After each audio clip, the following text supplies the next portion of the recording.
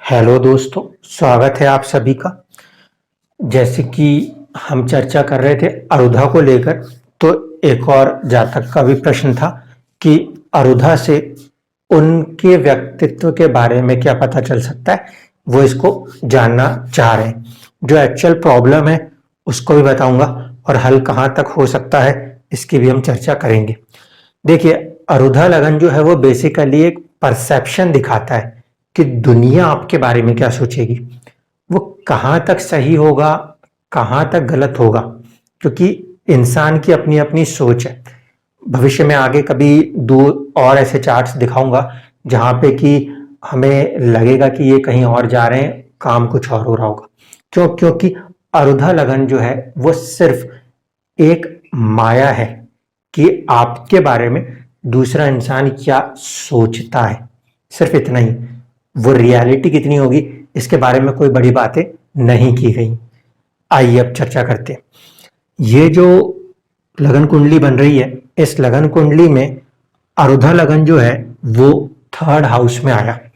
Third house जो होता है वो पराक्रम का होता है, साहस का होता है। कहीं ना कहीं थर्ड हाउस जो है वो संघर्ष को दिखाता है। तो जो कोई भी इंसान आपको जानेगा वो इस बात को मानेगा कि आपकी जिंदगी जो है या तो संघर्ष वाली रही हो, या तो फिर आप कम्युनिकेशन थर्ड हाउस से जुड़े हुए किसी काम की वजह से जाने जाते हो, या फिर थर्ड हाउस है साहस, पराक्रम, तो आप अपने किसी पराक्रम की वजह से जाने जा सकते हैं। यहीं पे A5 भी लिखा है, यानी कि जो पंचम भाव है उसकी अरुधा भी तृतीय में आई है। इसका मतलब है कि आपका जो सोचने का ढंग होगा, क्योंकि पंचम भाव जो है वो हमारी सोचने की शक्ति बताता है, बुद्धि बताता है। तो जो सोचने की शक्ति है वो भी कहीं ना कहीं यहाँ पे साहसिक होगी, यानी कि मानसिक तौर पे जो जातक हैं वो काफी स्ट्रॉन्ग रिप्रेजेंट होंगे दुनिया को। A6 लिखा है, मतलब कि छठे भाव का जो अरुधा है वो भी वहीं पर आई है। छठे भाव जो है वो दुश्मनी का भी होता है, रोग का भी होता है, परेशानियों का भी होता है। तो यहाँ पे दुनिया इस तरीके से देखेगी कि आप या तो रोग या फिर जिंदगी के जो संघर्ष हैं उनको अपने दम पर करते हुए, क्योंकि थर्ड हाउस पराक्रम है, अपने पराक्रम से। छठा भाव सर्विस भी है, सर्विस या फिर जिंदगी की चुनौतियों को पार करते हुए दिखाई देंगे दुनिया को। इसी के तहत अगर देखें तो चौथे भाव में तो कोई भी अरुधा नहीं आया।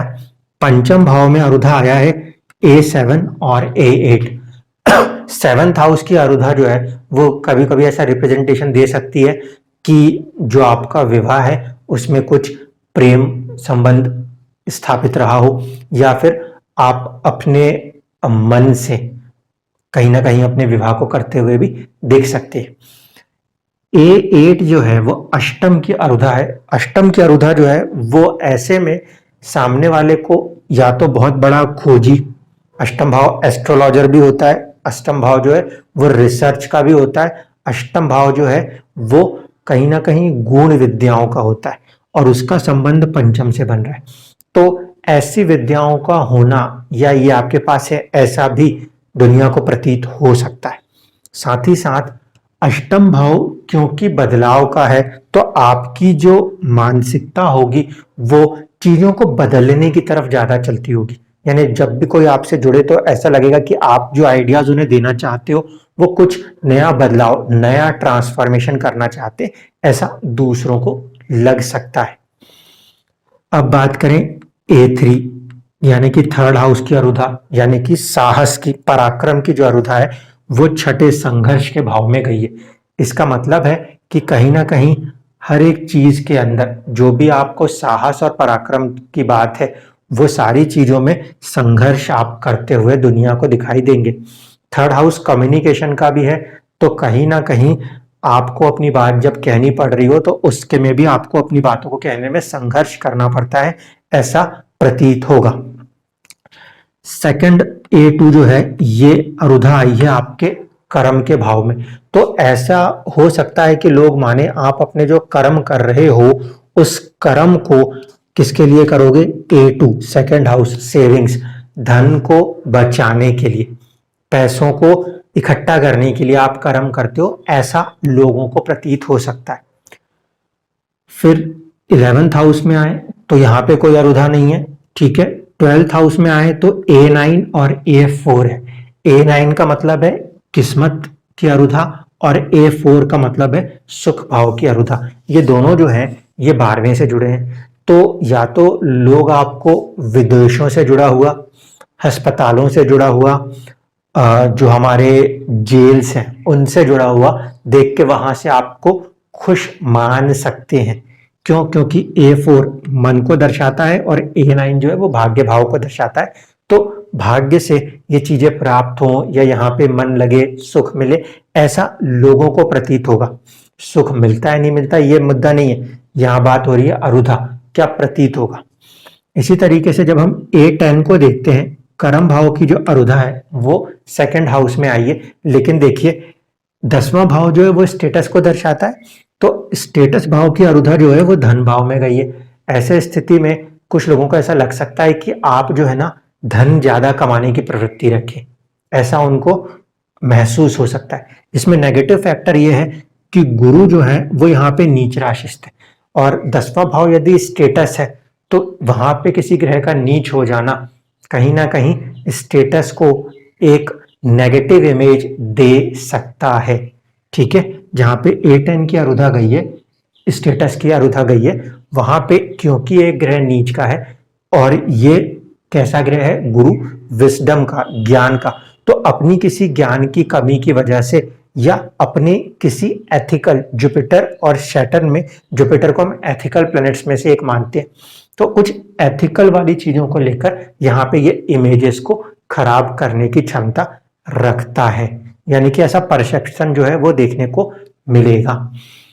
अब ये तो चीजें थी, इसके अलावा अरुधा से हटके भी कुछ चीजें होती हैं। यदि आपने मेरा पिछला वीडियो देखा होगा जिसमें मैंने राहु केतु के बारे में चर्चा की थी, तो आपकी कुंडली में ध्यान से देखिए, आपका जो बुध है वो वक्री है। बुध यदि वक्री ग्रह है तो इससे वक्र तरीके से गिनती गिनेंगे। वक्र तरीके से गिनती गिनने का मतलब होता है उल्टा चल के गिनेंगे। अगर उल्टा चल के गिनेंगे तो देखिए, पहला, दूसरा, तीसरा, चौथा, पांचवा, छठा, सातवां, आठवां, नौवां और 10वां, ठीक है। तो बुध जो है, जो कि वक्री ग्रह है, उससे 10th में हमें क्या मिल रहा है? हमें मिल रहा है थर्ड हाउस। इसका मतलब है आपकी जिंदगी में कहीं ना कहीं बुध का कोई ऐसा कर्मा है जो कि आपके साहस, आपके करेज को टेस्ट कराएगा, आपके कम्युनिकेशन स्किल्स को टेस्ट कराएगा। थर्ड हाउस जो है वो साहस और पराक्रम के साथ साथ यदि भावात भावम में देखेंगे तो भावात भावम के हिसाब से यदि देखें, ये तृतीय भाव है। अगर यहां से 3 घर चले, 1 2 3, ठीक है, तो भावात भावम में यहां से भी 3 घर चलेंगे, 1 2 3, पंचम भाव को रिप्रेजेंट करता है। ऐसे स्थिति में कहीं ना कहीं एक तो तृतीय भाव के ऊपर बुध का ये इम्पैक्ट आपके साहस और साथ ही साथ आपके बुद्धि, आपके सोच, आपकी मनोस्थिति, ठीक है, इनके ऊपर भी इम्पैक्ट करता हुआ दिखाई देता है। ये एक चीज हुई, क्योंकि ये ग्रह वक्री है, अपने से 10वां जो है वहां का कहीं ना कहीं उसका कुछ एक कर्म है, वो उसको भी करेगा। तो छोटी मोटी यात्राएं, बेवजह की परेशानियां, थर्ड हाउस से जो भी चीजें जुड़ती हैं वो सारी चीजों को बुध वहां पे कराता हुआ नजर आएगा। दूसरी बात, राहु और केतु को अगर हम समझें तो आपकी जिंदगी में जो सबसे ज्यादा बर्बादी हुई वो केतु की दशा में हुई, जो आपने माना। हम इस पे भी आएंगे अभी D60, उसके पहले यहां से समझ लेते हैं। आपका जो केतु है वो स्वाति नक्षत्र में बैठा हुआ था। स्वाति नक्षत्र राहु का है। राहु जो है वो वैसे भी कैसा ग्रह है? मायावी ग्रह है। अब राहु को समझते हैं। राहु जो है वो मंगल की राशि में आके बैठे हुए। राहु क्योंकि मंगल की राशि में बैठे हैं, इसका मतलब है कि कहीं ना कहीं उनके अंदर जो गुण और धर्म है वो मंगल का आएगा, और ज्यादा प्रबलता से आएगा क्योंकि मंगल से दृष्टि भी है, ये 7वीं दृष्टि और यहाँ पे आएगी 8वीं दृष्टि। ऐसे स्थिति में राहु ना सिर्फ मंगल की राशि में बल्कि मंगल से दृष्ट भी होने के कारण ज्यादा मंगल के प्रभाव करने में सक्षम है। तो केतु जो है, जो कि राहु के नक्षत्र में बैठे हैं, वो किसका प्रभाव कर रहे हैं? वो आपके पंचम 5th हाउस मंत्रणा शक्ति, सोचने की ताकत, और साथ ही साथ 12th हाउस, इन दो के प्रभावों को लेके चल रहे हैं। अगर हम केतु से देखेंगे तो केतु से आपको फिर से कैसे देखना है? वक्री ग्रह है केतु, तो वक्रत्व में 10वां घर देखना है।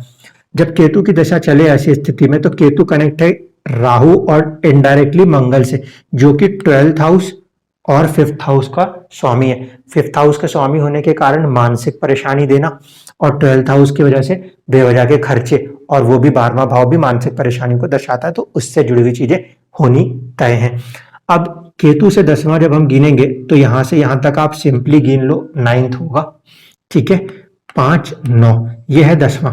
तो जब केतु की दशा चली तो केतु की दशा ने आपकी जो धन की स्थिति थी, बचत थी, सेविंग्स थी, घर का माहौल था, उसको खराब करना शुरू किया। क्योंकि ये 8 जहां आ रहा है वो केतु से 10वां भी पड़ रहा है, तो केतु की दशा में ये चीजें ज्यादा खराब हुई। इस बात को हमेशा ध्यान रखिएगा, पूर्व जन्म के रिजल्ट्स को देने में सबसे बड़ा रोल केतु निभाता है, क्योंकि उसके अंदर पूरा पिछले जन्म का कार्मिक डेप्थ होता है। राहु भी 50% उसका जिम्मेदार होता है, इससे इनकार नहीं कर सकते। अब आप एक लंबे समय से परेशान चल रहे हो और आगे भी एक लंबे समय तक परेशान चल सकते हो, क्योंकि साधारणतः इसमें उपाय इतनी आसानी से नहीं होंगे। देखिए, अगर मैं आपके D60 पास्ट बर्थ के चार्ट पे जाऊं, षष्ठ्यंशा पे जाऊं, तो वहां पे प्लस उसके लिए इस्तेमाल होने वाली जो मूला दशा है उसको देखूं, तो आपकी जिंदगी में 2011 से 2020 की अवधि तक शुक्र की मूल दशा पूर्व जन्म के आधार से चल रही थी। पूर्व जन्म की जो कुंडली है D60, उसको मैंने आपके लगन के तुल्य किया है, ठीक है। तो ऐसे स्थिति में हमने देखा कि जो शुक्र है वो आपके नवम भाव में थे। नवमांश कुंडली में भी शुक्र जो है वो नवम भाव में ही थे। हो क्या रहा था, यहां से जो पीरियड चल रहा था वो पीरियड कहीं ना कहीं आपकी कुंडली के लिए 6th हाउस, जो कि परेशानियों को दर्शाता है, उसका पीरियड था। इस पीरियड के अंदर कुछ आपको राइज भी मिले, क्योंकि अगर वो राइज नहीं मिलते तो जो परेशानियां आगे आने लिखी थी वो नहीं मिलती। तो ये चीज हुई यहाँ पे, शुक्र की दशा शुरू होकर 2011 से 2020 तक। अभी आपके ऊपर चंद्रमा की दशा चल रही है पास्ट बर्थ के कर्मा इवेंट्स के आधार पे, और चंद्रमा जो है वो नीच राशिस्थ हो रहे हैं, जो कि इस D60 के लगन के स्वामी हैं, वो नीच राशिस्थ है। इसीलिए कहीं ना कहीं आपका जो मन है वो बहुत ही ज्यादा व्याकुल है, बेचैन है। ये सारी परिस्थितियां आपको अष्टम भाव, एस्ट्रोलॉजी और ये सारी गूढ़ विद्याओं की तरफ खींच रही हैं। लेकिन क्योंकि ये कनेक्शन जो है ये हम कहां से देख रहे हैं, इसको हम पास्ट बर्थ से देख रहे हैं। तो यहां पे मैं आपको एक ही सलाह दूंगा, कोशिश ये कीजिए कि जो एग्जैक्ट नाड़ी वाले लोग होते हैं, ठीक है, इस कुंडली में ये जो हम लगन यहाँ पे डिग्रियों को उठाते हैं, उसका सबसे बारीक जो अंशा होता है ना, वो नाड़िम अंशा होता है, 150th डिवीजन। तो यदि आपको कभी कोई नाड़ी एस्ट्रोलॉजी वाला, वो भी ढोंगी नहीं, ढोंगी मिलने की संभावना बहुत ज्यादा है क्योंकि गुरु नीच राशिस्थ है, तो कोई भी चीट कर सकता है, ऐसी परिस्थितियां बनती हैं, इसको ध्यान में रखिएगा। जो ट्रू नाड़ी एस्ट्रोलॉजर्स होंगे वो आपको ज्यादा मदद कर पाएंगे। क्यों? क्योंकि अब जो कर्मा है वो यहां से ही नहीं, पास्ट से कनेक्ट हो रहा है, वहां पे ये नीच हो रहा है। इसका मतलब है कि कुछ ऐसी चीजें हुई हैं, कुछ ऐसी परेशानियां हैं जिसका कि आप यहाँ पे खोज तो रहे हो कि हो क्या रहा है आपकी जिंदगी में। हकीकत में आपकी जिंदगी में सब कुछ हो रहा है, लेकिन हम उसकी जड़ को नहीं पकड़ पा रहे। मैं अपने अल्प ज्ञान से, फिर से बोल रहा हूं, अपने अल्प ज्ञान से, क्योंकि मैं यहाँ पे भी पूरी महारत अभी नहीं हासिल कर पाया हूं, उससे अगर बता पाऊं तो शुक्र जो है वो नारी के कारकत्व है, यानी कि वाइफ भी हो सकती है। दूसरा, चंद्रमा जो है वो माता के कारक होते। तो पूर्व जन्म में या तो किसी नारी का अपमान या तो माता का दिया हुआ किसी कष्ट का जो फल है, जो उनको दिए हुए कष्ट का फल है, वो इस जन्म में आपके ऊपर यहां पे नजर आ रहा है, जिसकी वजह से आप अथक प्रयास कर रहे हैं चीजों को संभालने की। उसके बावजूद भी चीजें जो हैं वो आपकी लाइफ में इतनी आसानी से संभल नहीं पा रही, क्योंकि जो इसका एग्जैक्ट डिविजन्स होते हैं तो वो लोग उसको पीछे तक जाके बहुत ही अच्छे से क्रैक कर सकते हैं। बाकी ऊपरी तौर पे तो हम ये चीजों को देख रहे हैं, यहाँ पे इनसे जुड़ के आप कुछ उपाय कर सकते हो, लेकिन वही बात है जो मैंने सभी से कही हुई है, यदि किसी कुंडली के अंदर कोई पर्टिकुलर चीज कहीं ना कहीं किसी दुखी व्यक्ति के द्वारा दिए गए किसी अभिशाप या किसी परेशानियों के लिए उसने आपके लिए कुछ गलत कह दिया, उसका रिजल्ट बन रही है, तो उसका हल इतना आसान नहीं होता, क्योंकि किसी के दुख का जो हल है वो कोई भी पंडित कितना भी बड़ा क्यों ना हो वो नहीं कर सकता। इसी कारण से बोल रहा हूं कि यहाँ पे ये जो चीजें आपके साथ चल रही हैं, ऐसी स्थिति हो सकता है 2030 तक आपको मानसिक परेशानी में बनाए रखे। अगर कोई अच्छे जो कि इस चीज को रीड करने की क्षमता रखते हैं, वो भी D60 को नहीं, पास्ट बर्थ रीडिंग टोटली एक अलग कंसेप्ट है जो नाड़ी एस्ट्रोलॉजर्स के पास रहती है, यदि वो कर पाएंगे तो आपको बहुत एग्जैक्टली बता देंगे कि कहाँ पे प्रॉब्लम अटकी थी।